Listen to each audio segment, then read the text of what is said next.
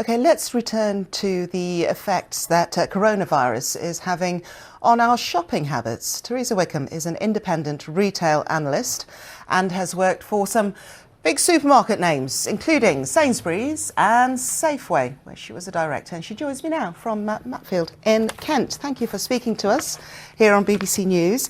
First off, would supermarkets have been ready for something like this?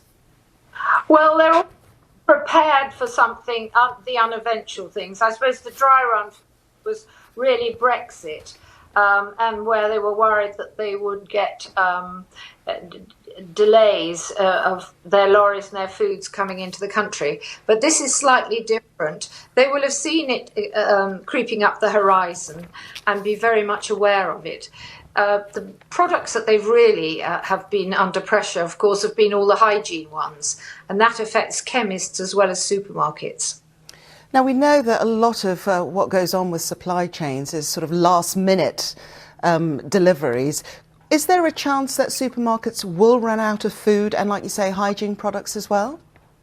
I think the pressure has been, so far, has been on the hygiene, the gels and the side like that, because that's not normally a huge seller, so that they will have had a certain amount of stock, they will increase them. And that's where people have seen the empty shelves. But supermarkets operate a sort of just-in-time process. They don't have big stores at the back of their own shops. Everything is delivered in daily, sometimes twice a day, depending on the size of the shops, and it will come from a centralised distribution. So it's very fast, very quick. They're not worried at the moment. As we have heard, there's been a government meeting this afternoon. But before that, they have had experiences with things like the petrol crisis, foot and mouth BSE, where people have got to think about their food. Dry goods, certainly some tins and pasta, have gone off the shelves in a bigger quantity than they would have normally. And some people have bought the most enormous amount of loo rolls. Yes, we've heard about this, haven't we? Would supermarkets ever go as far as rationing? Yes, if they felt they had to. Chemists have already said you can only have 2 gel products each time. And of course, headache pills are limited in any case. And sometimes when supermarkets have done a big promotion, they've limited it to their customers because they want to be fair that everybody can get it.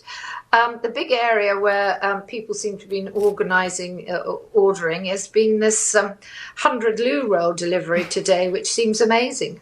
It does, doesn't it? I think yes. the cost was around £200 worth of loo roll. What yes. sort of coordination would take place between supermarkets and government bodies? What would they want to know? Well, the thing that all the supermarkets have, they have a thing called the British Retail Consortium, which most of them belong to. They have a thing called the IGD, distribution centre, and then there's of course we mustn't forget the food manufacturers. They're just as important in this, the FDF. So they will be coordinating with the government, saying no, don't panic, no, we've got this and that.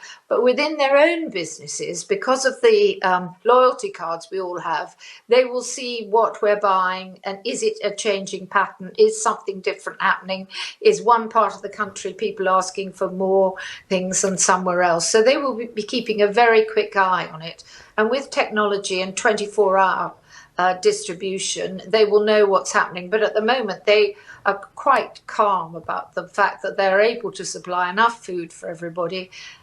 Some food over the time might get a bit less, you might have less choice, but we've got more choice than we've ever had over the last 20 years. And on the subject of choice, in what way does online home deliveries add to that pressure on those pinch points within the supply chain?